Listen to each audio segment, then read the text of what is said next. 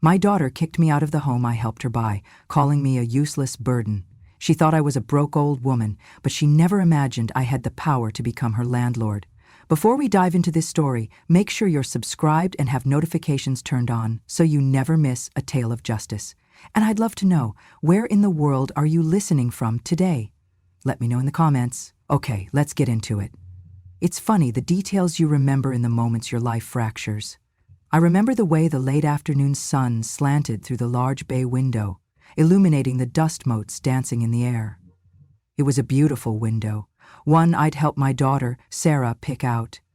I remember the faint scent of lemon polish, because I'd cleaned the apartment that morning, wanting everything to be perfect. And I remember the unnatural stillness of my son-in-law, Tom, as he stood with his back to that window, his face cast in shadow, looking like a judge about to pass a sentence.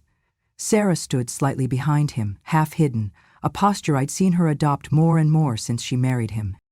She was looking at the floor, at the beautiful Swedish oak floors I'd helped pay for, as if they held the answers she couldn't find in my eyes.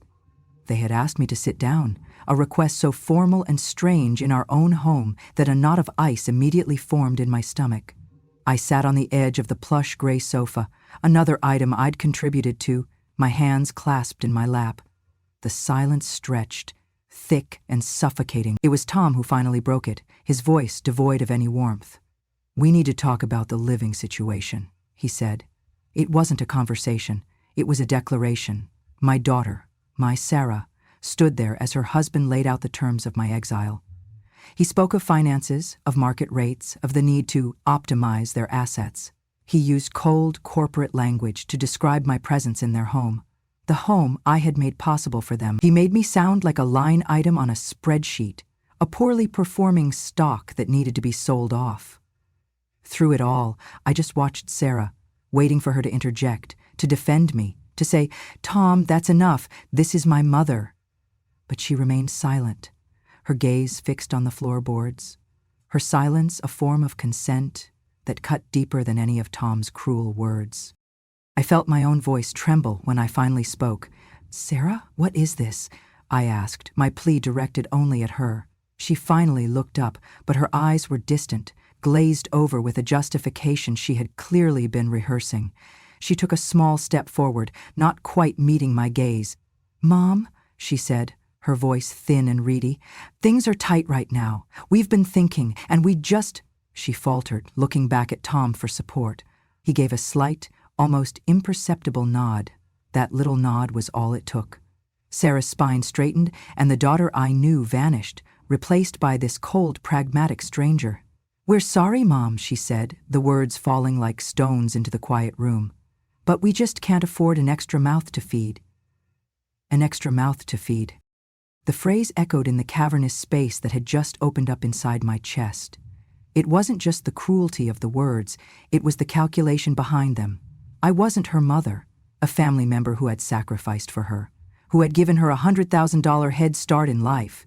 I was just a mouth, a debit, an inconvenience. They stood there in their beautiful apartment, surrounded by the life I had helped them build, and told me I was a financial burden they were no longer willing to bear. They saw me as a liability, a problem to be erased from their perfect lives equation. In that moment, a strange calmness washed over me, a sort of clarity that comes only when you've hit rock bottom. I looked at their faces, Tom's smug with the victory of his cold logic, Sarah's a mask of fragile self-righteousness, and I realized they had made a monumental miscalculation. They saw a weak, grieving widow who they could easily discard. They had absolutely no idea who I really was or what I was capable of. They had no knowledge of the nest egg my late husband, a far wiser man than Tom could ever hope to be, had left for me. They saw me as an expense to be cut, but what they never knew, what they couldn't possibly have imagined, was that the burden they were so callously casting out had the power to teach them a lesson in just how expensive disrespect could truly be. And I was going to make it the most expensive lesson of their lives. To understand the depth of that betrayal, you have to understand the dream it was built upon. I'm 62 years old, and for the last 3 of those years, I've been a widow. My husband, Mark, was the kind of man who filled a room not with noise but with a quiet, steady presence. Our home of 30 years was his masterpiece. Every squeaky floorboard, every rosebush he planted in the garden held a memory of him. When he passed, the house became an echo chamber of his absence. Selling it was one of the hardest things I've ever had to do, like closing the cover on the best book I'd ever read. But I knew I couldn't stay there alone, rattling around in a 4-bedroom mausoleum of memories. I needed a new chapter, and I truly believed that new chapter would be with my daughter. Sarah had always been the light of my life, my golden child, if I'm being honest. She was bright, compassionate, and had a laugh that could make you forget your troubles. When she met Tom, I was happy for her. He was handsome, ambitious, and successful as a financial advisor. He spoke a language I didn't fully understand, a dialect of dividends, assets, and liabilities. I thought his ambition would be good for her. I never imagined it would one day be turned on me. When they decided they were ready to buy their first apartment, they were struggling with the down payment required for the kind of place they wanted in the city. The sale of my house had left me with a comfortable nest egg, money Mark and I had worked our entire lives for. It seemed like the most natural thing in the world to help them, so I sat them down and offered them $100,000. It wasn't a loan, I made that explicitly clear. It was a gift, an investment in their future, in our future. The agreement was simple and spoken from the heart. I would give them the money for the down payment, and in return their second bedroom would be mine. We would be a family, a multi-generational unit supporting each other. I imagined cooking dinners, helping with my future grandchildren, growing old in the comforting presence of my only child. I thought we were building a sanctuary. Looking back, the warning signs were there, small cracks in the foundation that I chose to ignore. In the beginning, everything was wonderful. But as they settled into their new life, a subtle shift began. It started with Tom. He viewed the world through a spreadsheet. Every decision was a transaction, every relationship a balance of give and take. He started making comments, dressed up as helpful financial advice. "Did you know, Mom," he'd say over dinner, "that the average retiree's grocery bill can be reduced by 18% by switching to store brands?" It wasn't about saving money. It was about defining me by my cost. Then came the little sighs whenever I'd turn on the air conditioning on a warm afternoon, followed by a casual remark from Tom about the city's rising electricity rates. Soon, little sticky notes began appearing. "Please remember to turn off the lights to conserve energy," one would say, stuck to the lamp by my reading chair. It was infantilizing. They weren't treating me like a mother or a partner in our home, they were treating me like an irresponsible tenant, or worse, a child. Sarah, to my dismay, started to adopt his language and his mannerisms. She wouldn't confront me directly, but she would echo his concerns. "Tom was just saying that we need to be more mindful of our budget," she'd say apologetically, avoiding my eyes. The warmth began to drain from our home, replaced by a quiet, simmering tension. I found myself trying to be smaller, to take up less space, to use less of everything. I'd spend more time in my room, reading in the dim light to avoid leaving a lamp on. I'd eat less at dinner, terrified of being seen as the extra mouth. I was a guest in my own home, a home my life savings had secured. They were framing me not as family but as an expense, an unpredictable variable in their perfectly planned financial future. I was no longer Mom. I was a liability. The love and security I thought I had invested in was, in their eyes, just a sunk cost. And they were about to find out their assessment of my value was tragically, and for them, catastrophically, wrong. The day the line was irrevocably crossed began with that chillingly formal request to have a talk. The passive-aggressive notes and the budget-conscious sighs had been the tremors, but this was the earthquake. Tom orchestrated the entire event with the detached precision of a corporate downsizing. He had them sit on their own sofa while I was positioned opposite them in an armchair, creating a physical divide that might as well have been a chasm. It was a formal tribunal, and I was the one on trial. Tom didn't just start talking, he opened his sleek, silver laptop, the screen casting a cold blue light on his face. He swiveled it around to face me, and on the screen was a spreadsheet, meticulously organized with colored columns and bolded headers. My stomach tightened. This wasn't a family discussion, it was a performance review, and I was failing. "I wanted to walk you through our Q3 financial overview," he began, his tone maddeningly patient, as if explaining a complex concept to a simple-minded child. He pointed a manicured finger at the screen. As you can see, our expenditures have been trending upwards, while our disposable income has remained stagnant. We need to make some strategic adjustments to rebalance our portfolio. It was a word salad of financial jargon, designed to intimidate and confuse, to make his cruel intentions sound like an unavoidable, logical conclusion. He clicked through various charts and graphs, but my eyes were fixed on one line, highlighted in a pale, sickly yellow. The label read, "Household Support, External." It took me a moment to process the clinical cruelty of that label. External. I wasn't family. I wasn't even a person. I was an external factor, an outside variable disrupting the clean lines of their financial model. I could feel the blood draining from my face. I looked over at Sarah, pleading with my eyes for her to put a stop to this grotesque presentation. She just stared at the laptop, nodding along slightly as if this were a perfectly normal business meeting. The daughter who used to run to me for comfort when she scraped her knee, the one who I held for hours when she had her first heartbreak, was now nodding in agreement as her husband presented a financial case for my obsolescence.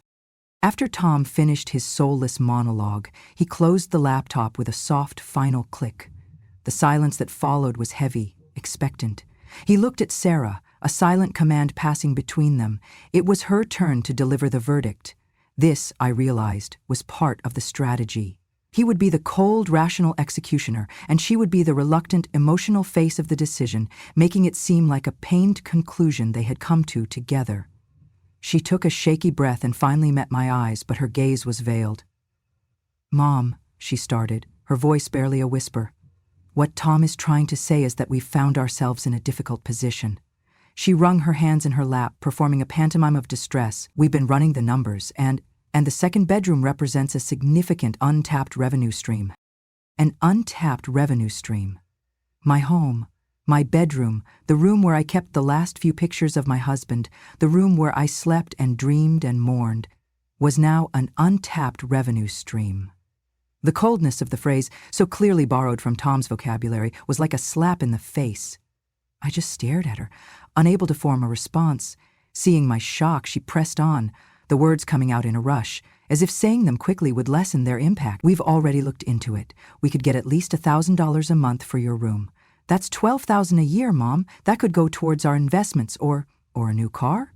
She said it as if she were revealing a brilliant financial strategy, expecting me to be impressed by their fiscal savvy. She was so blinded by Tom's ideology that she couldn't see the moral bankruptcy of what she was proposing. That's when she delivered the final, unforgivable blow, the words that would sever the cord between us forever. She must have seen the utter devastation in my eyes, because she tried to soften it, to package the betrayal in the wrapping paper of practicality. "We need this space back, to rent it out for extra income," she said, her voice now flat and devoid of emotion. Then she added the 5 words that shattered my world. "It's just business, Mom. Business. Kicking out your own mother, the woman who gave you the very roof over your head, was just business. Replacing me with a stranger for the price of a car payment was just business." In that moment, the loving, compassionate daughter I had raised was gone, replaced by a cold-eyed accountant weighing my emotional value against $1,000 a month and finding me wanting. They weren't just asking me to leave. They were putting a price tag on my existence in their lives, and the number was an insult.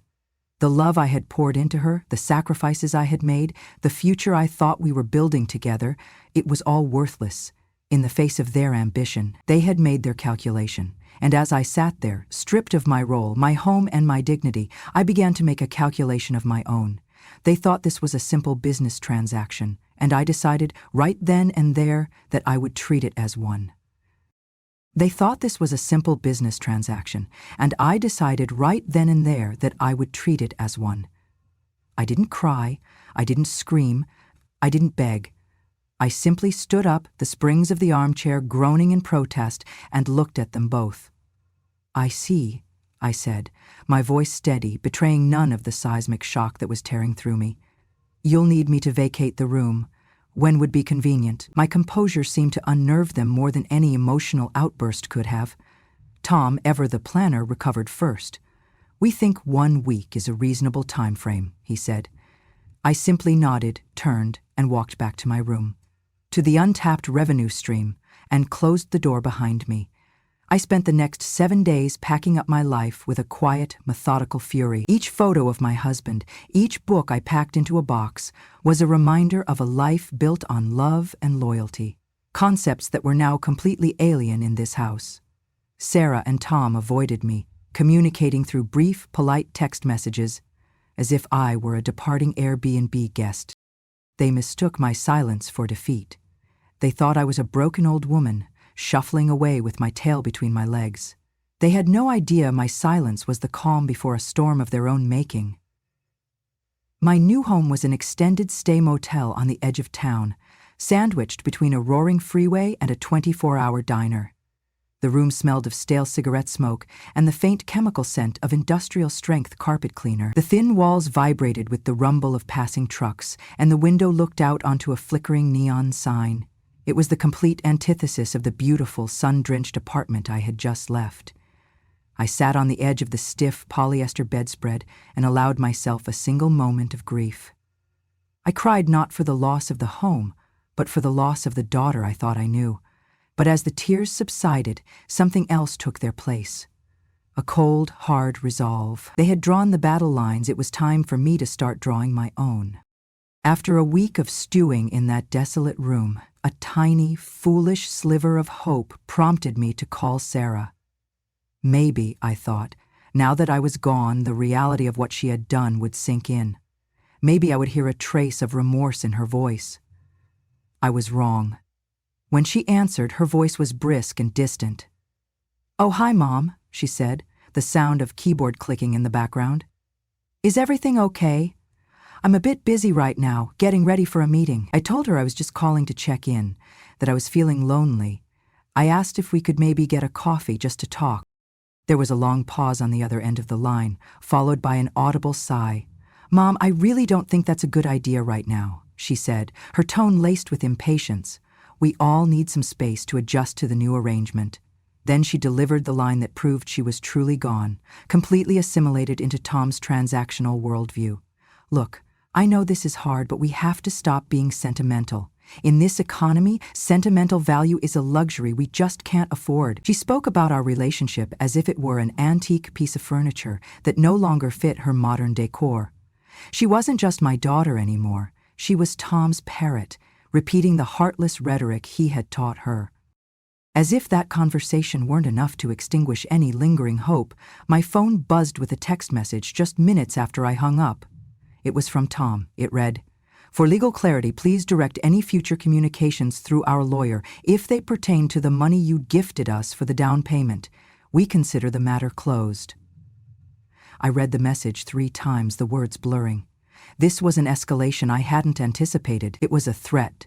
They weren't just content with kicking me out. They were now building a legal fortress to protect the money they had taken from me, money I had given them out of love. They were preemptively striking, treating me like a con artist trying to claw back a gift. This single text message was a gift in its own right. It severed the last fraying thread of family obligation I felt. They didn't see me as a mother.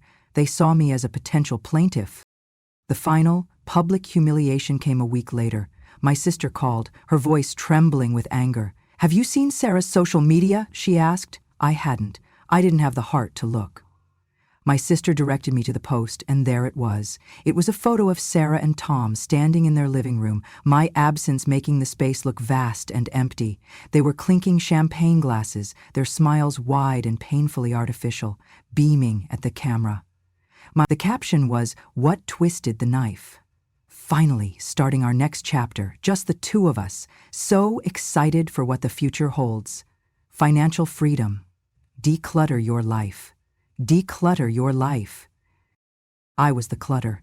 The mother who raised her, who funded her life, who loved her unconditionally, was a piece of clutter that had been tidied up and thrown away. And they were celebrating it, broadcasting their cruelty to the world under the guise of a motivational hashtag. Staring at that picture, at their triumphant, smiling faces, I felt no more sadness. The grief was gone, burned away by a white-hot, clarifying anger. They had doubled down on their cruelty at every turn. They hadn't just closed a door, they had locked it, bolted it, and were now celebrating on the other side. Fine, I thought as I saved a screenshot of the post. Celebrate now. because the game had just begun and they were playing checkers while I was about to start playing chess. But before I could even decide on my opening move, my phone rang and the nature of the game changed entirely. I was sitting on that lumpy motel bed, a tablet propped on my knees, scrolling through depressing listings for one-bedroom apartments in neighborhoods I didn't recognize. Each listing felt like a concession, a quiet acceptance of the diminished life they had assigned to me. The air in the room was thick with the smell of defeat. Then my sister, Carol, called. Her name flashed on the screen and I answered, expecting a bit of comfort, a familiar voice to cut through the gloom. Instead, her voice was tight, strained with an anger that was clearly not directed at me. "I just got off the phone with Sarah," she said, without even a hello. "I need you to tell me what on earth is going on." I explained the situation as calmly as I could, detailing the spreadsheet, the eviction, the cold finality of it all. Carol listened patiently, and when I was finished, there was a long, heavy silence on her end. "That's not what she told me," Carol finally said, her voice dangerously quiet. "That's not what she told me at all." And then, she relayed the story that my daughter was actively peddling to our family. It was a masterpiece of fiction, a twisted narrative designed to paint me not just as a burden, but as a monster. According to Sarah, I had become disruptive. She told Carol that I was messy, leaving dirty dishes in the sink for days on end, a laughable accusation, as I am famously meticulous. She claimed I would play the television at a deafening volume late into the night, showing no consideration for their work schedules. She even had the gall to invent a story about me constantly misplacing things and then blaming her and Tom, hinting that I was becoming forgetful and difficult, perhaps even senile. She was methodically dismantling my character piece by piece, portraying herself as the long-suffering daughter who had no choice but to take drastic measures for her own sanity. But the final lie, the one that sucked all the air from my lungs and left me breathless with its sheer, malevolent audacity, was about the money. Sarah told my sister that I had refused to contribute a single penny to the household. She framed my presence as that of a freeloader, a leech who expected to live rent-free while offering nothing in return. She completely erased the $100,000 gift, recasting it as a myth, a figment of my entitled imagination. She had transformed my act of profound generosity into a weapon to be used against me, painting me as an ungrateful, demanding parent who had finally pushed her saintly daughter too far. As Carol spoke, a profound and terrifying change was happening inside me. The sadness that had been my constant companion for weeks simply evaporated. The grief for the daughter I had lost was cauterized. The hurt was replaced by something cold, hard, and immaculately clear. It was a revelation. This wasn't just a case of my daughter being cruelly pragmatic or easily manipulated by her husband. This was an act of calculated, malicious destruction. Picking me out was one thing, that was about greed, but this was about annihilation. She wasn't content to simply remove me from her life. She had to poison the well, to destroy my reputation with the rest of our family, to ensure that I would be utterly alone, an outcast from my own bloodline. She was salting the earth so that nothing could ever grow between us again. I ended the call with my sister, assuring her I was fine, my voice a monotone that belied the tectonic shift occurring within my soul. I sat in the buzzing silence of that cheap motel room and felt the last vestiges of my old self fall away. The victim, the grieving mother, the sad, discarded woman. She died in that moment, and in her place, something new was born. It was a version of me I hadn't met before, a woman forged in the fires of the ultimate betrayal. My daughter had made a critical error.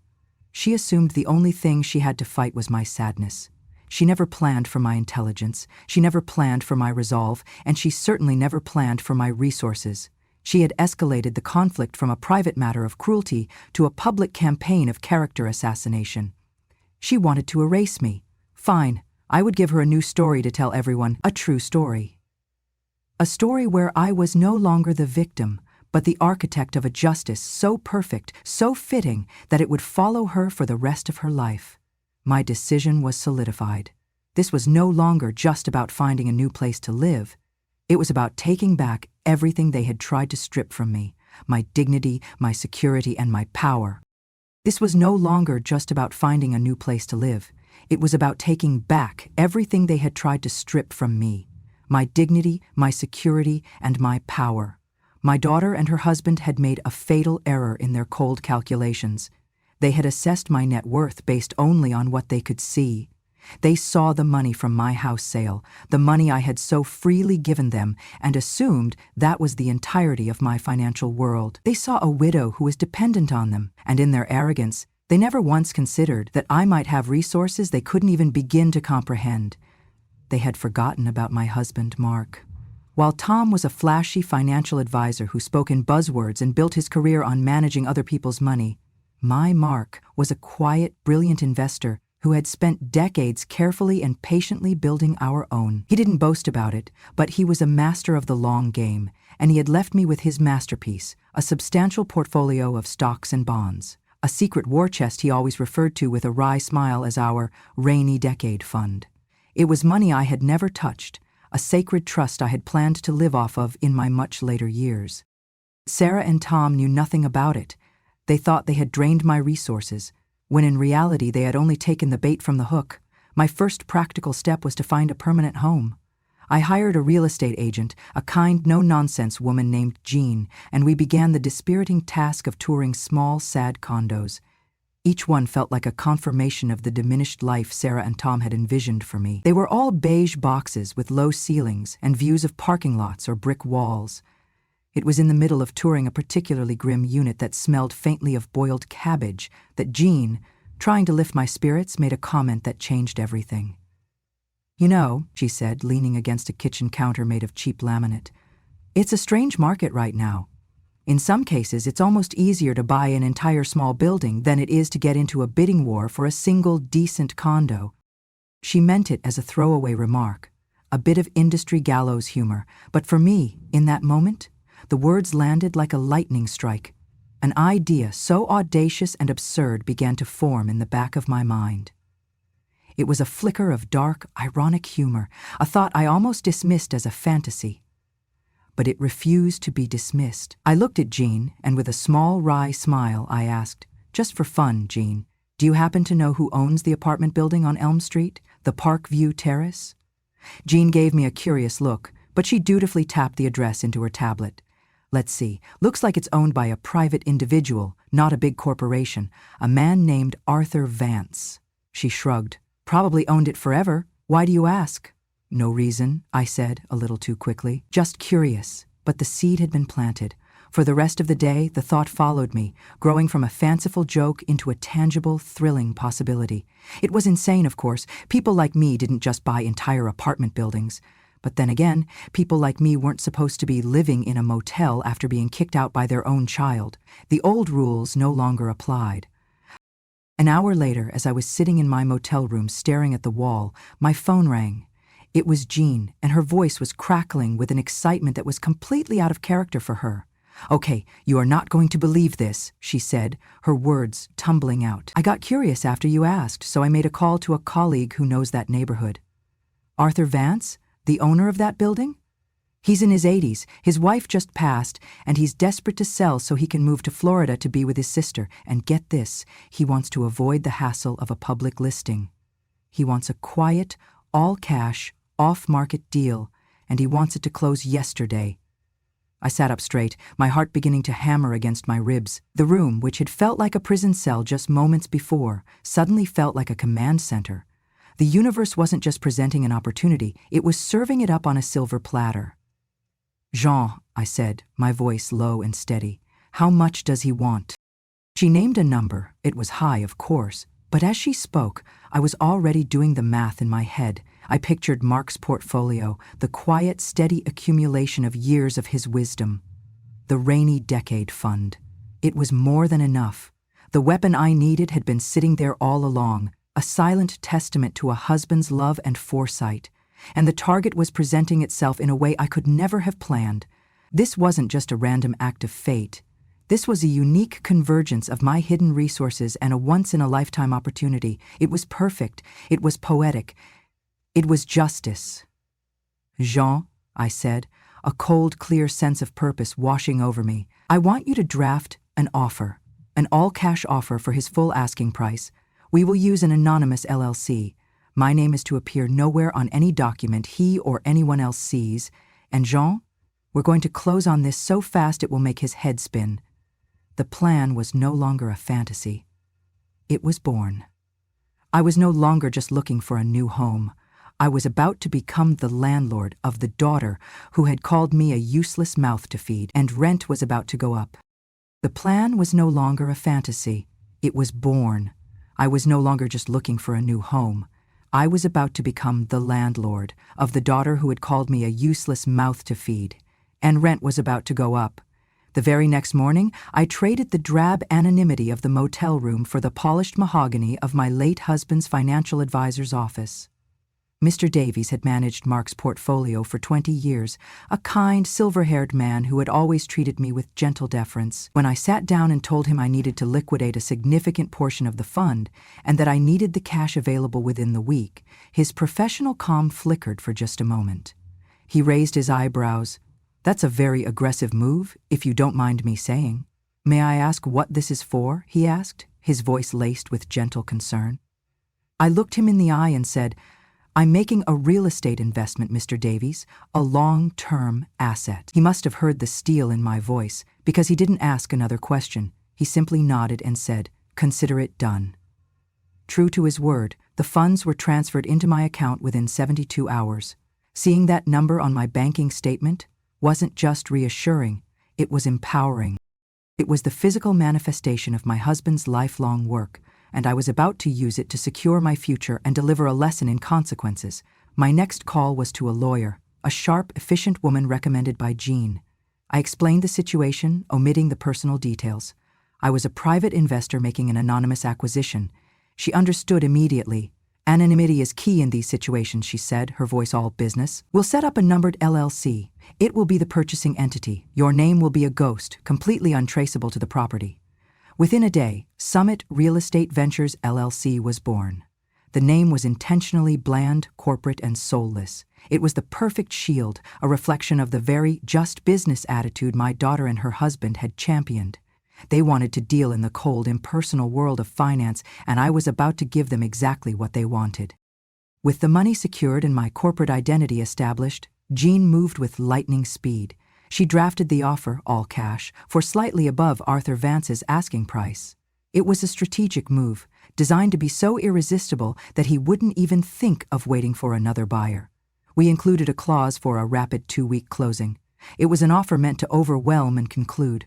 As expected, Mr. Vance accepted it within the hour. The next 2 weeks were a blur of paperwork, signatures, and wire transfers, all handled with surgical precision by my lawyer and Jean. I never had to set foot in an office or meet a single person. I was a phantom buyer, a ghost in the machine. Then, one Tuesday afternoon, I got the call from my lawyer. "Congratulations," she said, her voice crisp. "As of 10 minutes ago, Summit Real Estate Ventures is the official owner of the Parkview Terrace apartment building. The property is yours." I hung up the phone and a slow smile spread across my face. The power dynamic had not just shifted. It had undergone a seismic reversal. My first act, as the building's new, invisible owner, was a masterpiece of cold legal efficiency.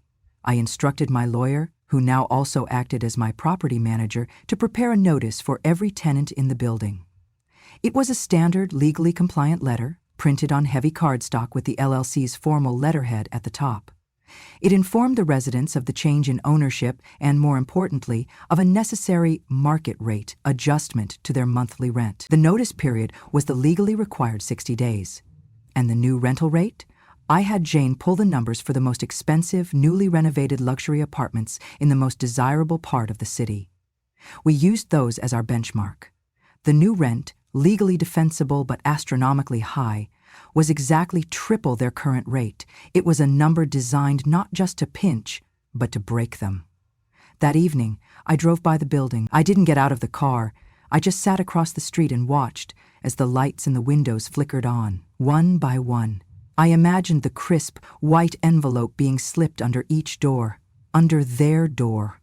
I imagined the moment they would open it, their casual curiosity turning to confusion, then to dawning panicked horror. I didn't feel a shred of guilt.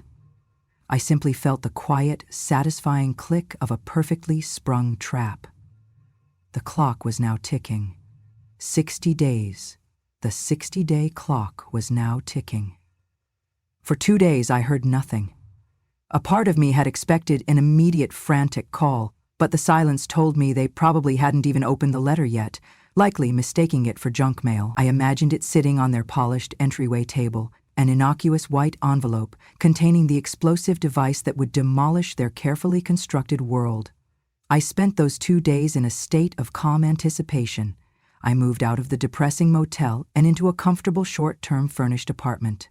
A small upgrade that felt like a significant step. I was no longer waiting as a victim. I was observing as a strategist, watching the board and waiting for my opponent's inevitable panicked move. It came on a Thursday evening. I was sitting by the window, sipping a cup of tea, when my phone buzzed. The name Sarah flashed across the screen. I took a slow, deliberate sip of my tea, letting it ring a second time before answering. I composed my voice to be neutral, slightly curious. "Hello?" The sound that erupted from the phone was not a greeting. It was a torrent of pure, undiluted panic. It was Sarah's voice, but pitched several octaves higher, cracked with hysteria. "Mom, oh my God, Mom, you are not going to believe what's happened. It's a nightmare, a complete nightmare." She was sobbing, the words tumbling over each other in a frantic, incoherent rush. I could hear Tom shouting in the background, his voice a muffled roar of fury. I remained silent, letting her frantic energy fill the space. "What's wrong, Sarah?" I finally asked, my voice the epitome of calm concern.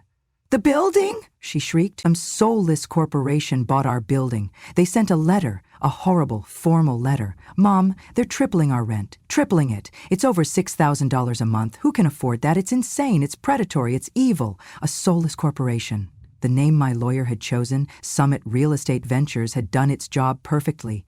It was faceless, clinical, and impossible to argue with. It was exactly the kind of entity that Tom, in another context, would have admired for its aggressive business tactics. The irony was exquisite.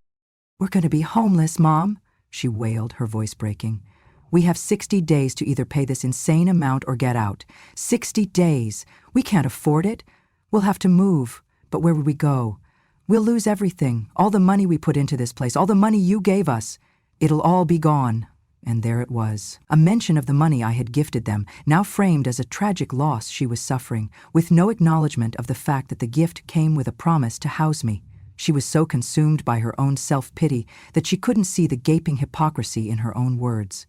I let her continue her rant, detailing their frantic search for legal loopholes, their calls to tenant rights groups, all of which had confirmed the rent hike was in fact perfectly legal. She described their fear, their shock, their feeling of utter powerlessness.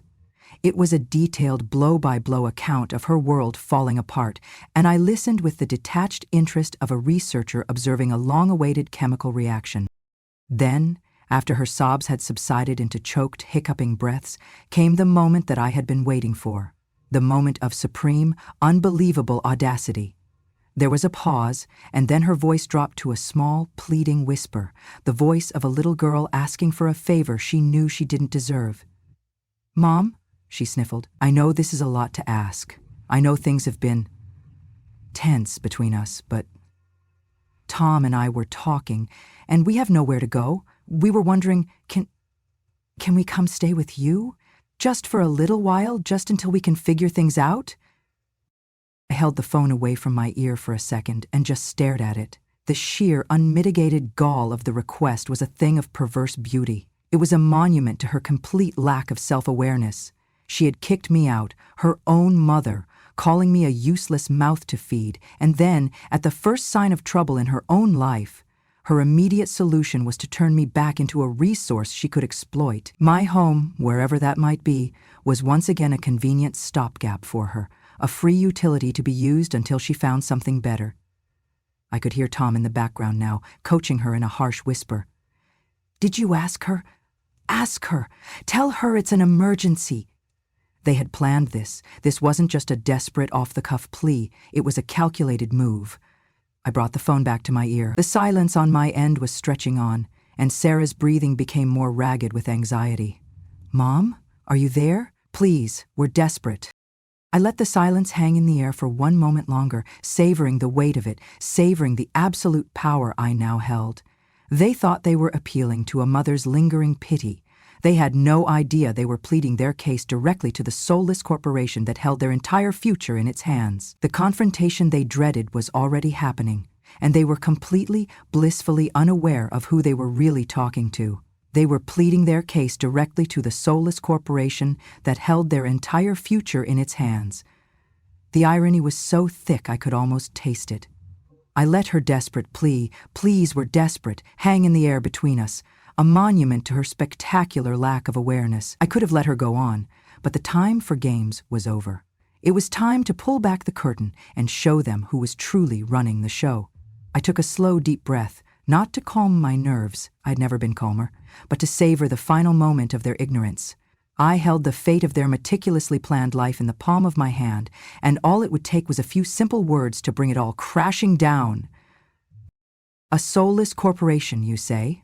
I began, my voice measured and unnervingly quiet.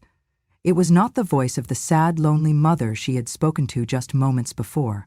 This was a different voice, one she had never heard. It was the voice of Summit Real Estate Ventures, LLC.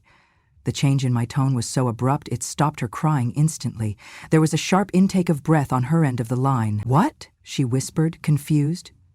"That's what you called your new landlord, isn't it? A soulless corporation," I continued, letting each word land with deliberate weight.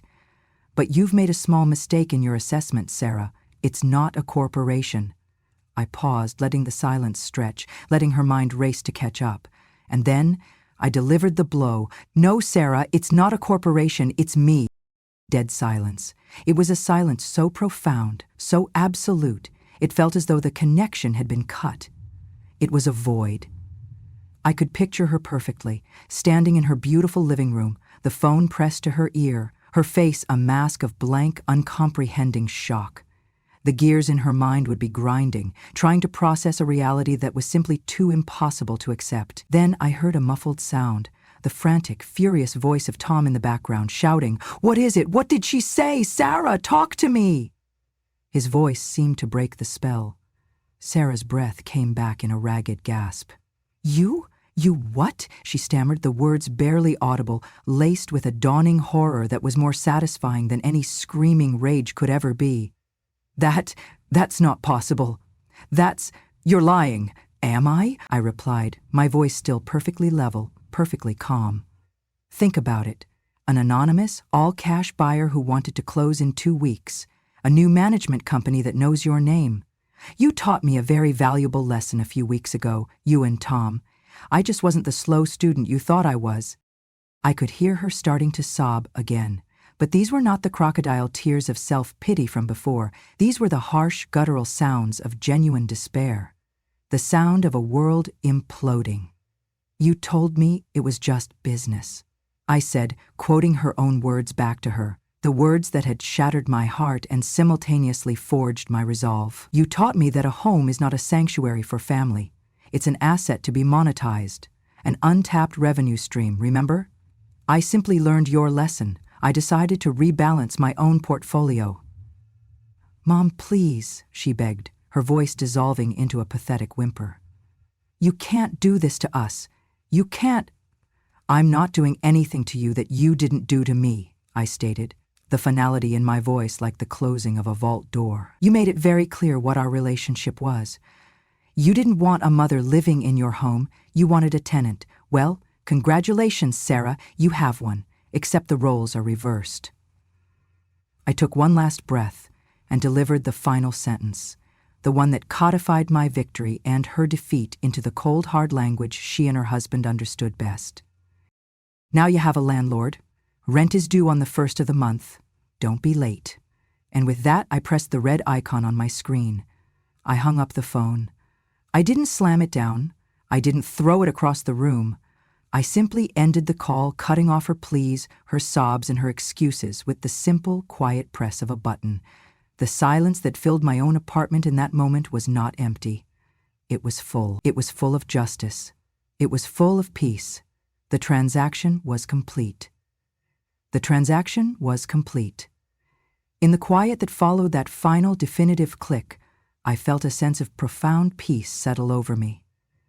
It wasn't the giddy, triumphant feeling I might have expected, but a deep, grounding sense of order restored. The scales, which had been so violently tipped against me, had been balanced. The chaos they had introduced into my life had been resolved, not by screaming or crying, but by the clean, undeniable logic of cause and effect. They had set the terms of our relationship, and I had simply seen the contract through to its conclusion. As I had anticipated, the days that followed were filled with their frantic, desperate attempts to escape the consequences they had authored. The initial shock gave way to a predictable cycle of begging, bargaining, and threatening. I received a flood of emails, not to my personal address but to the official one for Summit Real Estate Ventures. They were a study in emotional whiplash. The first one from Sarah was a long, rambling plea, full of tearful apologies and promises to make things right if I would just reverse the rent increase. It was a performance, an appeal to a maternal instinct she herself had proven she didn't possess. When that went unanswered, the tone shifted. The next email was from Tom. It was aggressive, full of legal jargon he'd clearly looked up online, threatening lawsuits for emotional distress and elder abuse. It was a pathetic bluff, and my lawyer dismissed it with a single curt sentence, citing the legality of the rental agreement they had signed. Their final, desperate gambit was to try and rally the other tenants. They went door to door, trying to organize a rent strike against the new predatory corporate landlord. It backfired spectacularly. Most of the other tenants were young professionals or couples who, while unhappy about the rent hike, were pragmatic. They saw a legally binding notice and simply made plans to move. They had no personal investment in Sarah and Tom's drama. In fact, one of the neighbors later told my property manager that Tom's arrogant and entitled demeanor during his recruitment drive had alienated everyone he spoke to. They had spent years cultivating an image of being a cut above the rest, and in their moment of need they discovered they had no allies, only neighbors. Defeated and completely out of options, they were forced to break their lease. As for the contract they signed, they forfeited their security deposit to cover the penalty. 2 weeks before the rent increase was due to take effect, a moving truck pulled up to the curb. I didn't go to watch. I didn't need to. The knowledge was enough. My next action was my favorite part of the entire affair. Once their apartment was vacant, my lawyer, on behalf of the LLC, issued a second letter to all the remaining tenants. It was a notice of rental correction. The letter explained that following the recent acquisition of the property, a full building assessment had been completed. It stated that the previous notice of a rental increase was a temporary, placeholder adjustment based on an initial projection, and that after careful review, management was pleased to announce a revised rate. The new rent was lowered back to a fair market value, with only a very modest 5% increase from their original rate to account for inflation. To the other tenants, it seemed like an act of incredible generosity from a reasonable new owner. They went from facing eviction to securing a stable, fairly priced home. Overnight, the soulless corporation became a hero. I even received a thank you card addressed to the LLC, signed by half a dozen of the residents. They had no idea their benevolent, unseen landlord was the quiet older woman whose daughter and son-in-law had just mysteriously fled the building. As for Sarah and Tom, their downfall was as complete as it was ironic.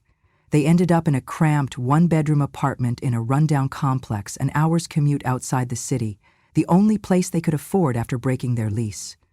The beautiful life they had curated, the life built on my money and their cruelty, was gone. Tom's optimized lifestyle of city living, expensive dinners, and social climbing was replaced by a long commute and a view of a parking lot. They had cashed in their relationship with me for what they thought was financial freedom, only to end up in a financial prison of their own making. I have not spoken to Sarah since that final phone call, and she has not tried to reach me. Our family, my sister and cousins, now know the true story, and the sympathy they once might have had for her has evaporated. She is isolated, living in the world she created for herself. The building, my building, is now the primary source of my income. It affords me a life of quiet comfort and complete independence. The rent from the other tenants more than covers all my expenses, and the irony that their former apartment, now rented out to a lovely young couple, contributes to my security is not lost on me. They tried to take my home and my security away, and in doing so they handed me a palace and a fortress. My daughter made her choice. She looked at her own mother and saw nothing more than an extra mouth to feed. In the end, it was a meal she simply couldn't afford.